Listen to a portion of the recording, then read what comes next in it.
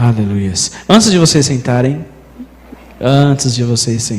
peço que vocês abram a Bíblia em Gálatas, capítulo 5, do verso 22 ao 26.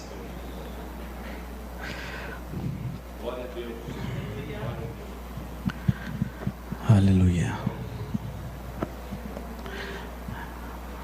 Gálatas capítulo 5, do verso 22 ao 26, ele diz o seguinte: mas o fruto do Espírito é amor, alegria, paz, paciência, amabilidade, bondade, fidelidade, mansidão e domínio próprio. Contra essas coisas não há lei. Os que pertencem a Cristo Jesus crucificaram a carne com as suas paixões e os seus desejos. Se vivemos pelo Espírito, andemos também pelo Espírito. Não sejamos presunçosos, provocando uns aos outros e tendo inveja uns dos outros. Amém. Podem se assentar. Amém.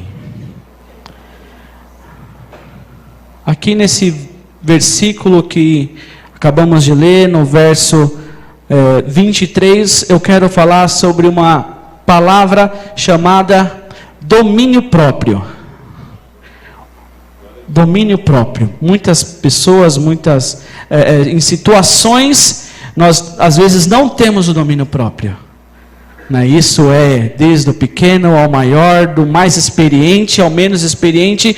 Fala que tem um domínio próprio, às vezes ele se excede. E às vezes quando cai em si, fala: Senhor Jesus, o que eu fiz?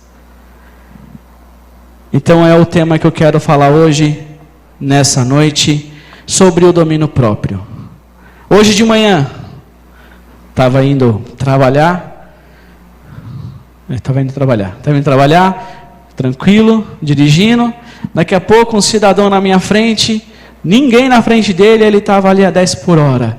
Ai, Jesus amado, e agora? E agora, aperto ou não aperto a buzina? Passo ele ou o que eu faço?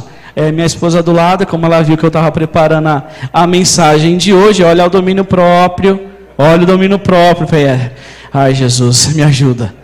Aí tem que controlar, porque nós somos seres humanos, né? Então o primeiro domínio próprio que eu quero falar hoje é sobre a ira.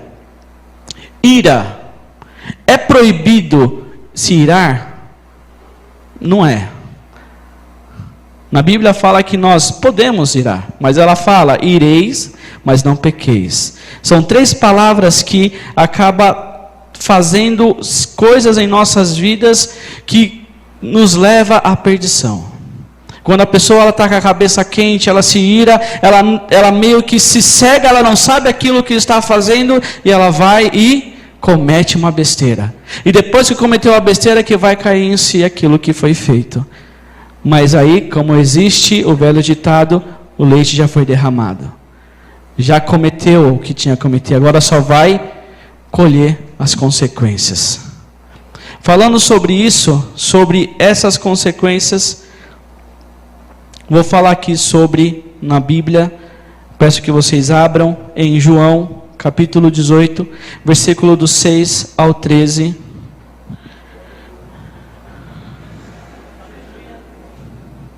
É a história do apóstolo Pedro. O apóstolo Pedro, ele era uma pessoa de um gênio muito forte. Ele era uma pessoa que muito turrão. E ele cometeu algumas atitudes na vida dele que trouxeram algumas consequências ruins. Em João capítulo 18, versículo do 6 ao 13, ele diz o seguinte: quando Jesus disse: sou eu, eles recuaram e caíram por terra, né? Que, fazendo um contexto, é quando foram prender Jesus, estavam ali todos os discípulos, né? Aí o Jesus se apresentou, falou: sou eu. Aí caíram todos por terra. Novamente lhes perguntou: a quem procuram? E eles disseram: a Jesus de Nazaré. Respondeu Jesus: Já lhes disse que sou eu, e se vocês estão me procurando, deixem ir embora esses homens. Isso aconteceu para que se cumprissem as palavras que ele dissera: não perdi nenhum dos que me deste. Simão Pedro, que trazia uma espada, tirou-a e feriu o servo do sumo sacerdote, decepando-lhe a orelha direita. O nome daquele servo era Malco. Jesus, porém, ordenou a Pedro: guarde essa espada, acaso não haverei de beber o cálice que o Pai me deu? Assim, o destacamento dos soldados com o comandante e os guardas dos judeus prenderam Jesus, amarraram-no e o levaram primeiramente a Anás, que era sogro de Caifás, o sumo sacerdote, naquele ano. Então aqui nós vemos Pedro, o mesmo Pedro que falou que não negaria a Jesus. Estou contigo e não abro. Está lá discretamente carregando uma espada, porque o Jesus, ele andava, ele carregava, falava palavras de amor, e ele estava ali. E quando chegou o momento de prenderem Jesus, ele pegou a sua espada e feriu o servo do sumo sacerdote. Normalmente, servo, ou o servo, ele está aprendendo com aquele que está ali. Imagino eu lá, o Malco que estava ali andando. Vamos ali prender Jesus. Vamos comigo para você aprender como que é. E está lá ele lá andando, daqui a pouco ele vê lá o pedido de prisão. Ele está lá meio que olhando para o nada, sem entender nada, e vem Pedro em cima dele e arranca ali a orelha. Como que será isso? Aí Jesus repreende Pedro. E ali ele cola novamente ali a orelha de Malco. Então por isso que a gente tem que pensar muitas vezes. Quantas vezes a gente se ira e toma uma atitude impensada. A gente fala alguma coisa, às vezes fala bobagem.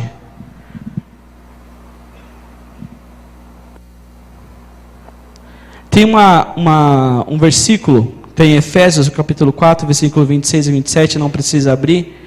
Ele diz: quando vocês ficarem irados, não pequem, apaziguem a sua ira antes que o sol se ponha, e não deem lugar ao diabo. É o que nós temos que fazer. Estou muito nervoso. Eu aprendi uma coisa no trabalho que eu uso, porque foi uma conversa rápida de corredor, mas eu uso até hoje. Se você receber uma informação que você não consegue responder naquela hora, responda no outro dia. Digere a informação. Respira. Quando você for responder no outro dia, você já vai saber o que falar. Porque se você tomar por impulso, recebeu lá um e-mail, uma informação, for querer fazer já lá, responder de qualquer maneira, você vai ser prejudicado. Digere a informação. Alguém chegou para falar para você de alguém, digere a informação. Opa, deixa eu averiguar. Também para quem gosta de anotar, Eclesiastes capítulo 7, versículo 9, ele diz: não permita que a ira domine depressa o seu espírito, pois a ira se aloja no íntimo dos tolos. Em Tiago, capítulo 1, versículo 19, diz: meus amados irmãos, tenham isto em mente. Sejam todos prontos para ouvir, tardios para falar e tardios para irar-se. Pois a ira do homem não produz a justiça de Deus. Amém? Aleluias. Segundo item, segundo domínio próprio que nós temos que segurar, a inveja. Quem já viu crente invejoso? Aquele que você não pode contar aquilo que Deus fez para você, que ele fala: mas para mim ele fez diferente, ele fez melhor. Né? Você comprou um carro 1.0, mas eu tenho um carro 2.0, ano 2010. Mas você comprou uma casa, quantos cômodos? dois. Nós dois. Eu tenho uma casa de 3 cômodos lá, dois banheiros, tem uma área muito grande. O invejoso, que ele não fica feliz com aquilo que você tem. Ele não se alegra com a sua alegria. E dessas pessoas, procure manter distância. Mas eu tenho que amar o irmão. Amar tem que amar. A gente tem que amar um ao outro. Só que o invejoso, ele acaba trazendo destruição para ele próprio. Um exemplo, na Bíblia fala sobre, em Atos capítulo 4, do versículo 32 ao 37, ele conta uma história sobre Ananias e Safira. Por que eles tiveram que vender a propriedade deles e entregar aos pés dos apóstolos? O que passou na mente deles? Por que eles estavam fazendo aquilo? Vamos ver aqui, no versículo 32 diz: da multidão dos que creram, um era a mente e um o coração. Ninguém considerava unicamente sua coisa alguma que possuísse, mas compartilhavam tudo o que tinham. Com grande poder, os apóstolos continuavam a testemunhar da ressurreição do Senhor Jesus. E grandiosa graça estava sobre todos eles. Não haviam pessoas necessitadas entre eles, pois o que possuíam, terras ou casas, as vendiam, traziam o dinheiro da venda e os colocavam aos pés dos apóstolos, que o distribuíam segundo a necessidade de cada um. José, um levita de Chipre, a quem os apóstolos deram o nome de Barnabé, que significa encorajador, vendeu o campo que possuía, trouxe o dinheiro e o colocou aos pés dos apóstolos. Antes de acontecer, Ananias e Safira, eles estavam vendo tudo o que estava acontecendo. Eles viam, estão vendendo tudo, colocando nos pés dos apóstolos, está todo mundo vendo o que está acontecendo. Eles estão tudo recebendo ali alegria, gozo, os pobres estão sendo supridos as necessidades, todos estão se alegrando. Aí Ananias e Safira combinaram entre si, venderam lá uma parte da propriedade. Só que na palavra do Senhor diz, Pedro repreendendo a eles, que ninguém disse para eles fazerem coisa alguma, que a propriedade já era deles. Não deveria ele pegar e vender, ou não fazer coisa alguma, porque o Senhor, Ele não está preocupado com aquilo que a gente tem de bens material. Ele está preocupado com a nossa dedicação e a nossa vida, aquilo que nós temos que entregar a Ele diariamente. O que nós temos oferecido ao Senhor? De eu olhar para um irmão e falar, nossa, aquele irmão ele ora muito bem, aquele irmão ele prega muito bem, aquele irmão ali, nossa,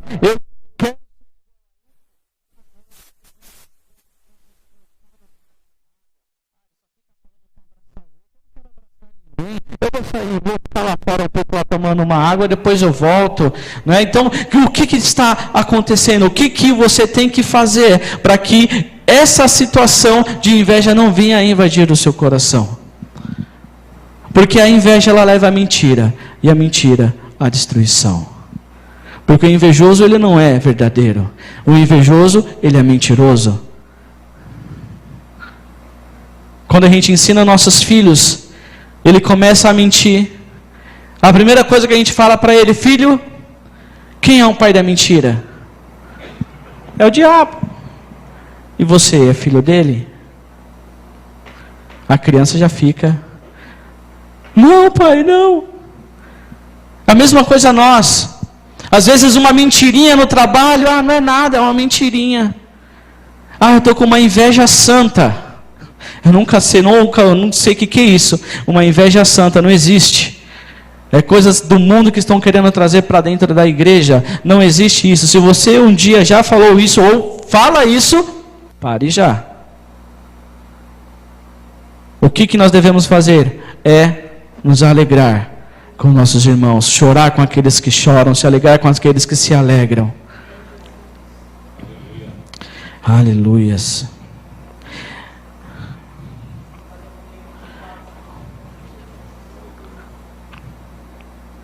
Em Provérbios capítulo 14, versículo 30, ele fala: o coração em paz dá vida ao corpo, mas a inveja apodrece os ossos.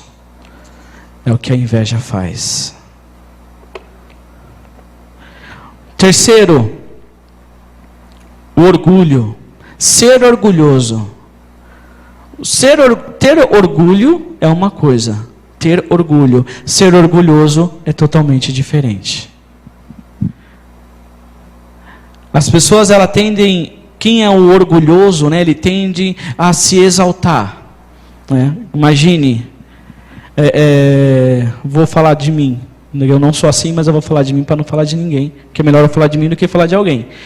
Imagine eu, Jackson lá, eu fui promovido. Nossa, agora eu sou engenheiro de segurança lá numa empresa multinacional. Eu sou o cara. Agora eu estou abafando. Agora eu ganho mais que muita gente.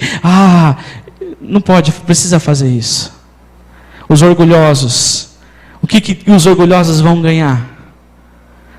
Quando, em Provérbios 11:2 diz: quando vem o orgulho, chega a desgraça.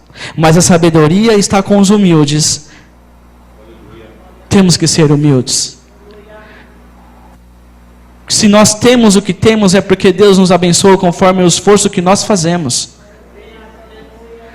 Eu não conseguiria nunca chegar aonde eu cheguei, se lá 8 anos atrás, conforme o testemunho que foi contado, eu não tivesse feito nada. Há 8 anos atrás, um dia eu tinha um plano, eu falei, com 33 anos eu vou me tornar engenheiro. Eu tinha 23 mais ou menos, 23, 24 anos. Mas é uma meta. Para vocês que são jovens, para vocês que desejam fazer algo, estabeleçam uma meta. Um objetivo. Porque se você não estabelecer um objetivo na sua vida, você não vai chegar em lugar nenhum. Aí quando você chegar na velhice, você vai falar, eu não tive prazer em minha vida, igual Salomão. Eu não tive prazer em nada, porque você não estabeleceu um objetivo, uma meta, aquilo que você quer atingir. Então trace, ore. O importante não é só você querer aquele objetivo e estudar e trabalhar.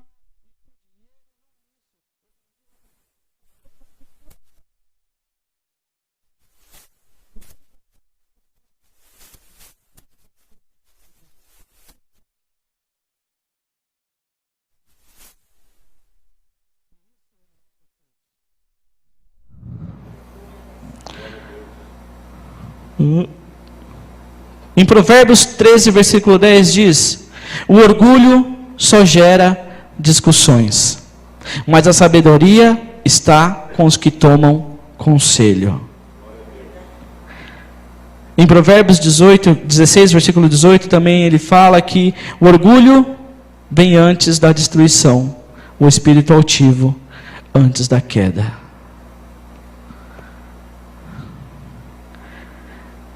O livro de Provérbios, ele tem vários ensinamentos.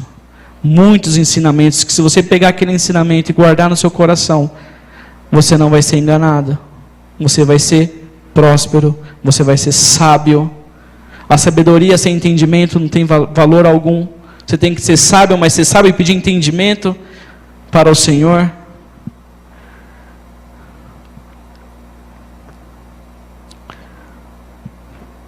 O apóstolo Paulo, em 2 Coríntios, versículos 7 e 4, ele fala da confiança que ele tem na igreja de Corinto. Ele fala o seguinte: tenho grande confiança em vocês e de vocês tenho muito orgulho. Sinto-me bastante encorajado, minha alegria transborda em todas as tribulações. Ter orgulho, diferente de ser orgulhoso. Você pode ter orgulho de alguém. Você pode ter orgulho do seu filho. Nossa, meu filho me dá orgulho, porque ele faz as coisas que eu ensino a ele. Mas o seu filho, ele não pode ser orgulhoso, porque ele fez aquilo que você tem mandado a ele fazer. Porque a partir do momento que ele vir ser orgulhoso, ele vai virar uma pessoa arrogante. Uma pessoa que você não vai conseguir, as pessoas que vão estar ao redor dele, não vai conseguir conviver com ele. Uma pessoa assim, é muito difícil. é muito difícil você estar perto. Então sejamos nós, tenhamos orgulho e não sejamos orgulhosos. Amém? Quarto item, a língua. Eita língua. O que é a língua? Está ali, né? A língua. O quarto item é a língua. O pequeno órgão do nosso corpo, que se a gente usar para o bem, a gente vai colher bênçãos. Se usarmos para o mal, só traremos destruição. Na Bíblia diz aqui, Tiago 3, versículos 5 e 6, que está ali, mas não é aquele ali. Ele diz: semelhantemente a língua é um pequeno órgão no corpo, mas se vangloria de grandes coisas. Veja como um grande bosque é incendiado por uma simples fagulha. Assim também a língua é um fogo, é um mundo de iniquidade colocado entre os homens, entre os membros do nosso corpo. Contamina a pessoa por inteiro, incendeia todo o curso de sua vida, sendo ela mesma incendiada pelo inferno. Em outras palavras, controle a sua língua, ou ela te controlará. Aquela pessoa que não consegue guardar a língua ali, ela fala demais. Qual que é o segredo? Se você tem alguém assim na sua família, e ele fala demais, você tem que fazer o quê? Falar também? Ouça, respire, absorva. Porque quando essa pessoa ela vai parar de falar, não é possível, né? Pelo amor de Deus. Uma hora vai parar de falar. Quando ela parar de falar, você com a sua sabedoria vai falar com aquela pessoa o que está acontecendo. O que ela errou. Porque se a gente fala na hora que ela está falando e se exalta, a gente pode ser dominado pela ira. E se domina pela ira, aí vem a destruição, vem a confusão, vem ali todo o problema. As mulheres, né, têm um costume de falar bastante. Não é à toa que eu tenho 3 em casa. Quando pega para falar, Jesus amado, eu só sou um belo ouvinte. Graças a Deus, a paciência, Deus me deu uma audição muito boa, que eu fico ouvindo, tranquilo. Quando é para responder, respiro para responder. São 3, às vezes fala ao mesmo tempo, aí uma grita, fala com a outra chama atenção. O Emerson sabe o que é, Emerson. Pelo amor de Deus. Por isso que temos saber colocar as palavras corretas. Né? Com o que nós usamos a nossa língua? De manhã, quando você acorda, qual é a primeira coisa que sai da sua boca? O que você fala? Tem uma música do David Keelan que ele fala: que sejas o meu universo, que seja tudo o que sinto e o que penso, que de manhã sejas o primeiro pensamento, minha luz em minha janela. É uma música muito linda. Pode mudar ali, ver essa imagem aqui, por favor. Que reflete muita coisa. Quando a gente acorda pela manhã, se você acordar pela manhã e falar: meu Deus, que dia ruim, está chovendo, eu tenho que pegar ônibus, vai dar tudo errado. Você já declarou, vai dar tudo errado. Mas se você acorda pela manhã e você fala: Senhor Jesus, obrigado pelo dia que o Senhor me deu. Está chovendo, mas a chuva ela tem um propósito estabelecido na terra, que é para regar as plantas, trazer um bom ar para nós. Obrigado pelo dia que está só.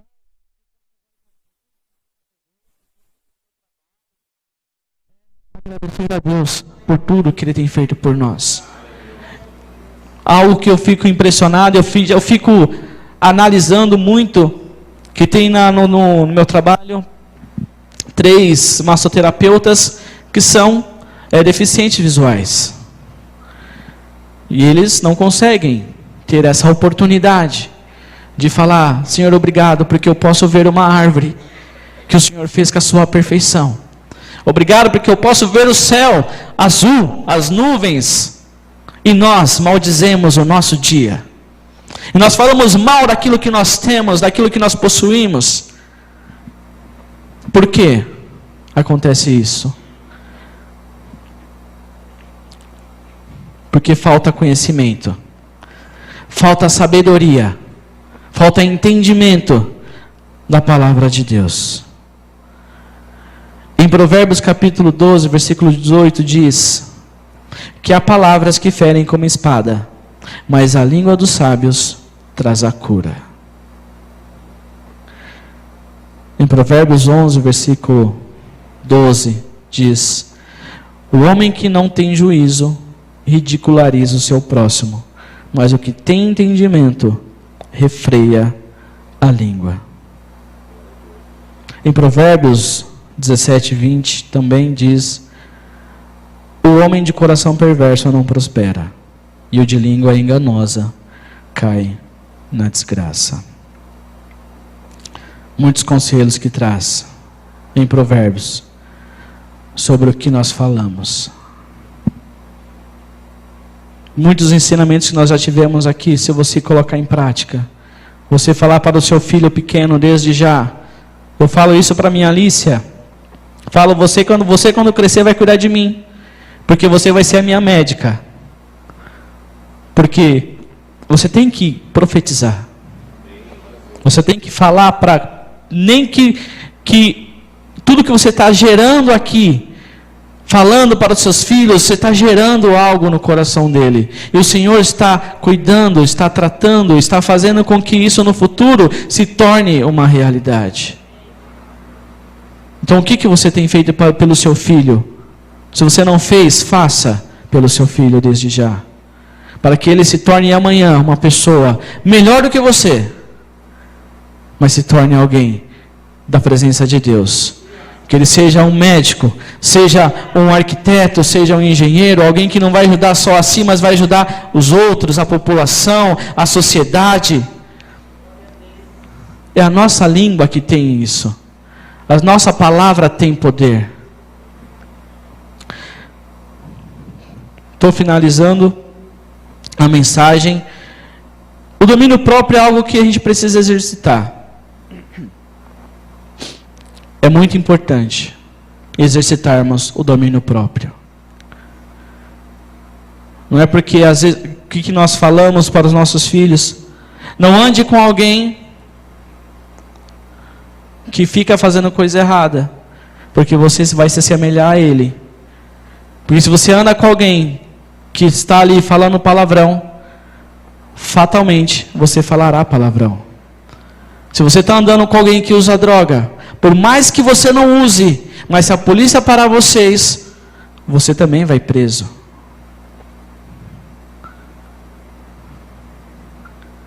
É o domínio próprio. Opa, eu não posso ir com você. É meu amigo, mas eu não compactuo das mesmas coisas que você.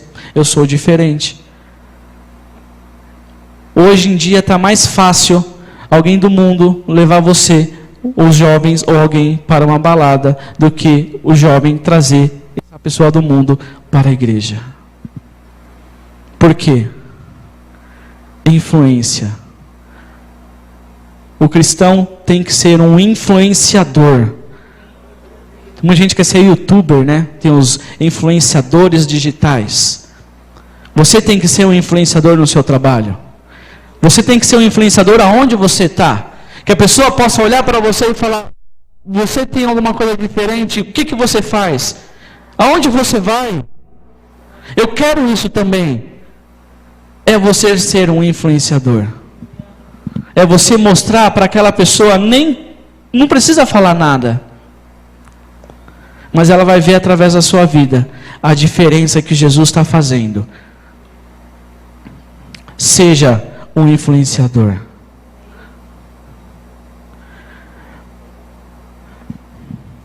Aleluias. Aqui, Mateus capítulo 5, versículo 13 a 16, ele diz o seguinte: vocês são o sal da terra, mas se o sal perder o seu sabor, como restaurá-lo? Não servirá para nada, exceto para ser jogado fora e pisado pelos homens. Vocês são a luz do mundo. Não se pode esconder uma cidade construída sobre um monte. E também ninguém acende uma candeia e coloca debaixo de uma vasilha. Pelo contrário, coloca-a no lugar apropriado, e assim ilumina todos os que estão na casa. Assim brilha a luz de vocês diante dos homens, para que vejam as suas obras e glorifiquem ao Pai de vocês que estás nos céus. Portanto, é uma palavra, agora sou eu falando, não é no versículo. Portanto, dominem a ira, a inveja, o orgulho e a língua. Feche os olhos. Pai, a palavra do Senhor foi pregada, foi falada aos corações, e que o Senhor possa acrescentar aquilo que eu não pude, Jesus. Que o Senhor venha nos dar o domínio próprio. É muito difícil, Pai, às vezes, em algumas situações, ter o controle. Ter o controle dos nossos hormônios, ter o controle das situações, das causas, aquilo que vem acontecendo em nossas vidas e colocam a nossa vida em uma situação de desespero. E às vezes falamos o que não devia. E às vezes falamos aquilo que desagrada o seu coração. E peço a Ti, Pai, ajuda-nos. Ajuda-nos, ó Deus, porque somente com as nossas forças a gente não consegue nada. A gente não consegue ir adiante, nós não conseguimos sair dessa situação de conformismo e ir ao confronto da mudança. É só com a sua ajuda, Pai querido, que nós possamos mudar a nossa maneira de pensar. É só com a sua ajuda que nós podemos mudar. Que o Senhor venha ser em nossas vidas, Jesus, desde já. Que nós possamos, ó Pai querido, estar atentos a tudo aquilo que tem acontecido em nossas vidas. E que a palavra do Senhor, Pai querido, possa sempre estar em nosso coração. E que conforme nós venhamos conhecer ao Senhor mais, ó Pai, nós possamos amar ao Senhor, Te amar a cada dia, amar ao Senhor, que o Senhor seja o nosso primeiro pensamento, o primeiro pensamento na nossa manhã, que é o Senhor que nos dá o alimento diário, o Senhor que nos sustenta, tudo que temos não é nosso, Senhor. Nós agradecemos a Ti, Pai, por tudo que tem nos dado. Obrigado, Pai querido, pela oportunidade diária.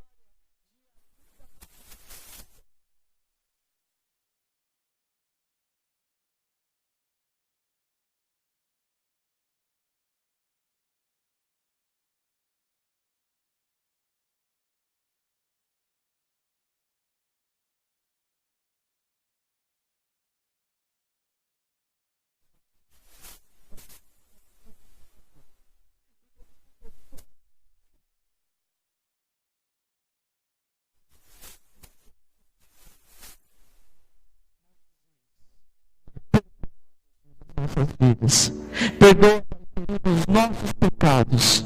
Olha